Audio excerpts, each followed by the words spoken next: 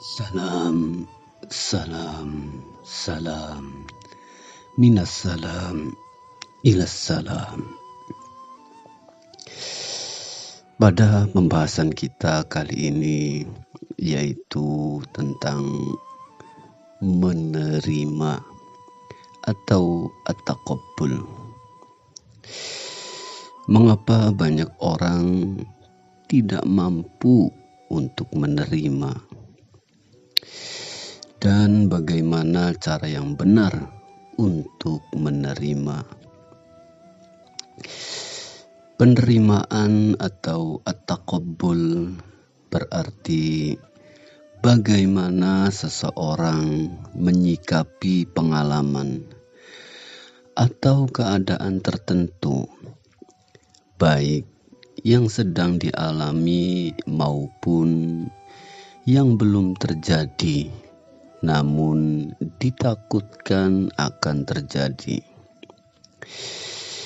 Biasanya ketika seseorang menolak suatu pengalaman atau keadaan negatif, sesungguhnya ia sedang menegaskan keberadaan keadaan itu dalam hidupnya. Artinya, setiap hal yang kita tolak, kita takutkan, atau kita lawan, justru akan kita tarik dan kita alami. Selama kita menolak sesuatu, kita sedang memastikan bahwa hal itu akan benar-benar terjadi. Sebaliknya, penerimaan adalah kunci untuk menghentikan dan mematikan ketakutan. Jika kita mampu menerima dengan benar keadaan yang kita takutkan, kita akan memastikan bahwa hal itu tidak akan terjadi dalam hidup kita.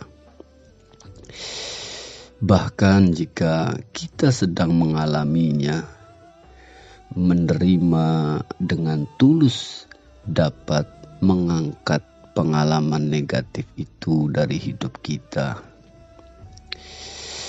Sebelum membahas bagaimana cara kita untuk menerima, kita harus memahami satu hal penting. Setiap pengalaman negatif, menyakitkan, atau buruk yang dialami seseorang berasal dari kesalahan, dari dosa, atau pelanggaran yang pernah dilakukan, baik disadari maupun tidak. Jadi, penderitaan atau ketakutan yang kita alami adalah akibat dari sebab, yaitu kesalahan yang pernah kita lakukan sebelumnya. Obat untuk pengalaman negatif ini hanyalah satu, yaitu menerima atau at-taqabbul. Dengan kata lain, menerima adalah alat yang diberikan Allah agar seseorang dapat menghapus atau menghindari pengalaman buruk yang seharusnya menimpanya. Karena setiap pengalaman negatif bukanlah hukuman semata, akan tetapi adalah suatu pelajaran.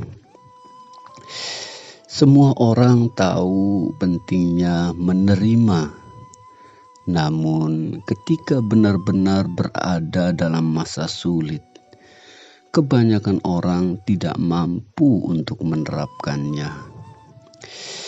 Mereka berkata, "Saya sudah ikhlas, saya sudah menerima. Alhamdulillah atas segalanya. Namun pada hakikatnya yang ada di dalam hatinya, mereka belum benar-benar menerima. Bagaimana kita mengetahui seseorang belum benar-benar menerima?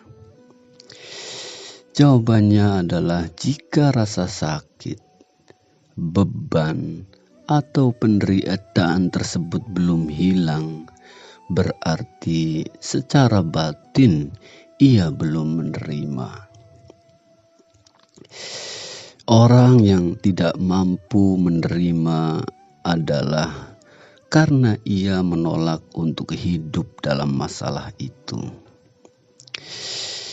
Ia menolak skenario atau kemungkinan buruk yang mungkin terjadi setelah masalah datang. Padahal penerimaan sejati adalah membiarkan pikiran membayangkan dan merasakan sepenuhnya skenario yang ditakutkan itu. Menerima adalah proses mental, yang mana caranya dengan mengizinkan diri kita membayangkan dengan sadar situasi yang kita takuti. Hal itu bukan untuk menyerah, tetapi untuk menonaktifkan penolakannya dalam pikiran kita. Sebuah contoh misalnya, seseorang takut kehilangan sejumlah uang besar. Ia khawatir kalau kehilangan itu terjadi, hidupnya akan berubah. Dari keadaan lapang menjadi sempit, dari nyaman menjadi sulit. Terus bagaimana cara dia menerima? Dengan memulai membayangkan dirinya setelah kehilangan uang itu, dia membayangkan dirinya tetap hidup, tetap bernapas, meskipun sudah kehilangan. Dia membayangkan tempat tinggal barunya, pekerjaan barunya, pakaian barunya, rutinitas barunya. Semakin ia berani membayangkan dan merasakan kemungkinan itu, semakin ia benar-benar menerima. Dan ketika ia sudah membuka kemungkinan itu, energi penolakan di dalam dirinya hilang. Sehingga skenario buruk itu seringkali tidak terjadi, atau kalaupun terjadi tidak lagi menyakitkan. Saat seseorang membayangkan hal yang menyakitkan, ia akan merasakan emosi negatif. Namun perlu diingat, bagi alam semesta dan bagi Allah, tidak ada bedanya antara kita benar-benar mengalami hal itu atau hanya membayangkannya dengan perasaan yang nyata. Ketika kita merasakan penderitaan secara emosional, meski hanya dalam bayangan, berarti kita sudah menebus pelajaran itu. Kita sudah membayar hutang atas kesalahan yang menjadi sebab pengalaman buruk itu. Dan setelah itu Allah tidak akan menghukum kita dua kali. Allah berfirman yang artinya, dan Allah tidak akan menyiksa mereka selama mereka masih beristighfar. Artinya, orang yang beristighfar adalah orang yang menyadari kesalahannya, mengakuinya, dan menerimanya. Mereka sudah melalui proses kesadaran dan penyucian batin, sehingga tidak perlu lagi disiksa dengan peristiwa yang nyata. Tujuan Allah dalam ujian dan penderitaan bukan untuk menyakiti kita, tetapi membangunkan kesadaran kita bahwa kitalah sebab dari pengalaman itu. Jika kita sadar dan mengakuinya, maka penderitaan itu tidak perlu berlanjut.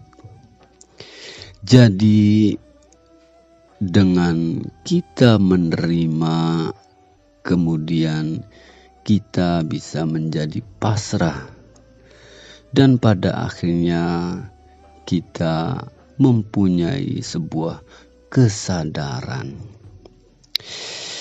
Ketika kita benar-benar menerima, kita berhenti melawan takdir dan menyadari akan pelajarannya. Dan saat itulah penderitaan terangkat atau akan hilang. Kalaupun cobaan belum hilang atau ujian masih ada, efeknya tidak lagi menyakitkan karena kita telah menyatu dengan hikmahnya, dengan pelajarannya.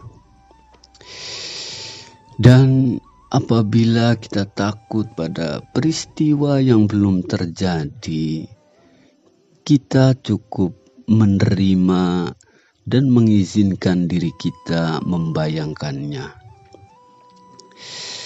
Dengan begitu, kita akan memahami kesalahan yang menjadi sebabnya, dan rasa takut kita akan hilang. Maka Allah itu Maha Pengasih dan Maha Penyayang. Hukuman, penderitaan, atau rasa sakit bukanlah tujuan, akan tetapi alat pendidikan jiwa. Jika kita melakukan kesalahan dan tidak menyadarinya, kita akan diuji. Namun, jika kita menyadari kesalahan kita bertaubat dan menerima tanggung jawab kita, Allah tidak akan menghukum kita. Menerima dalam bahasa spiritual disebut istighfar. Keduanya adalah proses penyembuhan diri dan penghapusan penderitaan. Setiap anak Adam pasti berbuat salah, dan sebaik-baik orang yang bersalah adalah yang mau bertaubat. Maka selama kita menyadari kesalahan kita, menerima kenyataan, dan memohon ampun, kita tidak akan diazab atau disiksa. Itulah makna terdalam dari menerima atau at-taqabbul, yang mana hal tersebut adalah cara paling mudah untuk menghapus penderitaan, dan mencegah datangnya cobaan buruk dalam hidup kita. Semoga kita semua dapat menerima kehidupan kita dan menyadarinya. Syukran laka ya Rabb, lakal hamdu ya Rabb. Salam, salam, salam, minas salami ilas salam.